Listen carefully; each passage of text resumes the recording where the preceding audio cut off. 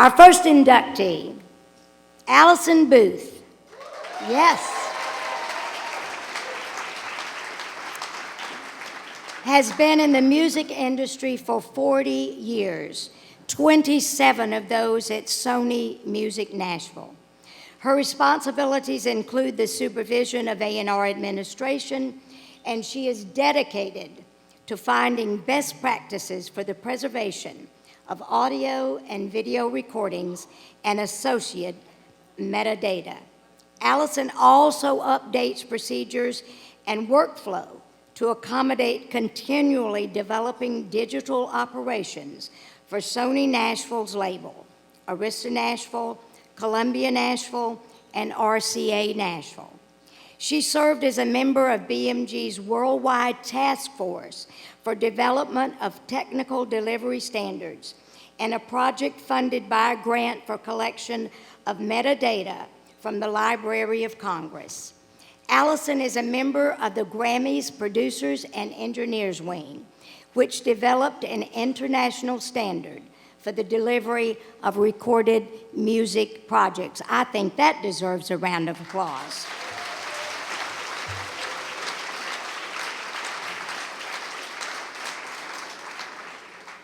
Have you ever seen a head of hair talk to you? I just wondered. Prior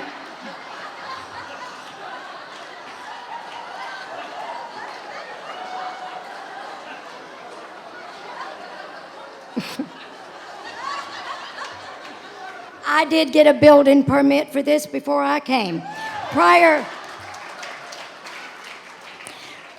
to joining RCA Records, Alison held positions at MTM, Mary Tyler Moore Music Group, Gelfand, Rennert, and Feldman, CPAs, and CSAC.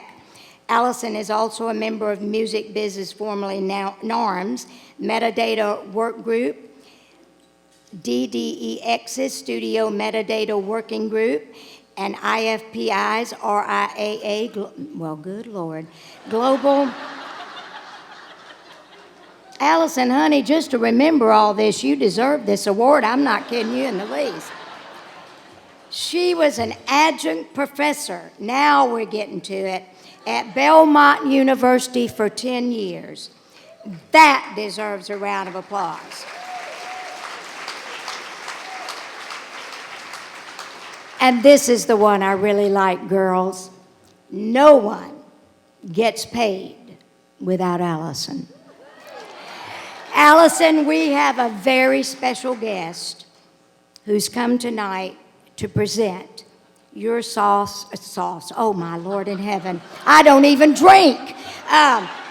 Your source, I'm so sorry. Hall of Fame to you personally. And I love this guy because he shows up when you ask him, and he's just has been a wonderful attribute to our musical industry. Ladies and gentlemen, recording artist Chris Young.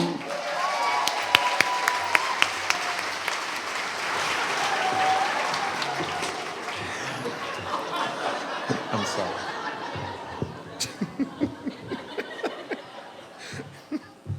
I was really concerned before I got up here because they were like, well, we don't think there's a script for you, and I'm supposed to say something at the very end. And so I had my phone out, and then she just totally messed me up about anything that I was going to say before I got up here.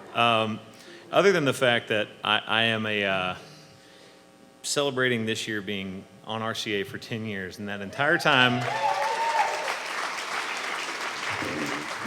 as she referenced earlier, no one gets paid without this wonderful lady right here. So Alison is an incredibly not only accomplished person, but just a great person to be around, regardless of all of that list of accolades. And it's a long list and well-deserved. She works really hard. She works really hard for a lot of people. She's done a lot of incredible things. But the best thing you can say about her is that she's just a lovely human. Like at the very first time I met you, I was like, she's just so nice. And then I started looking at like all this stuff she's done, and I'm like, I can't do any of that. So it is incredibly impressive. It means a lot to me that she said I could call her officially from stage the Queen of Metadata. So Congratulations. Thank you so much for letting me be here to be a part of this. Ladies and gentlemen, please welcome to the stage 2016 Source Hall of Fame inductee, Alison Booth.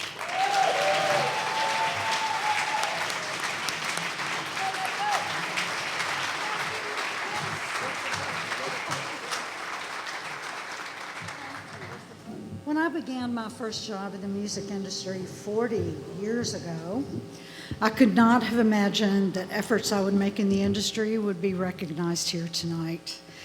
Thank you, Source, and thank you for recognizing contributions made by a music business administrator. I've been fortunate to work with strong leaders who encouraged my efforts to push past the status quo and develop ideas for systems and policies as related to asset management. I was given permission and a budget, thank you Paul Barnaby and Joe Galante, to build a system that captured session metadata generated as a byproduct of completing our daily job tasks. Over 20 years, the system has become an extensive database of that metadata. There's usually someone in a diverse gathering of people who is not familiar with the word metadata.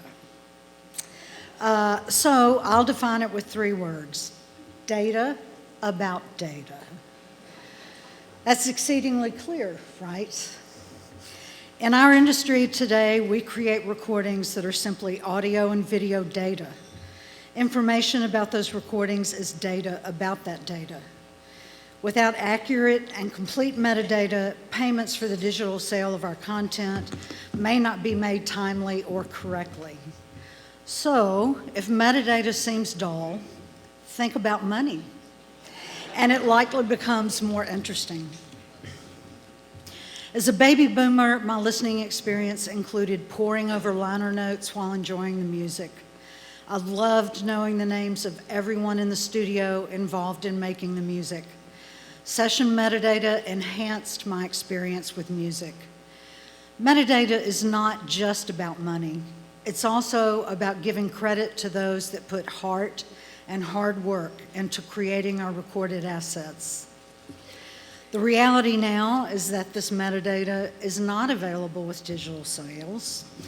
Millennials, our largest consumer base, do not have the same interest in this information that baby boomers did. But there is conversation that consumers of high-definition audio files may have an interest in this metadata.